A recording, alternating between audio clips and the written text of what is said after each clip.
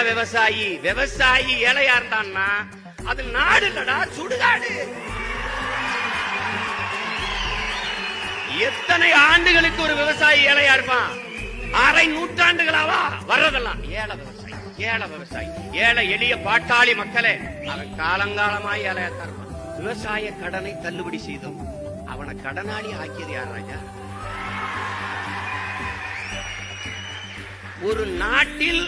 ஒரு நாட்டில் விவசாயி வாழவில்லை என்றால் எவனும் வாழ முடியாது.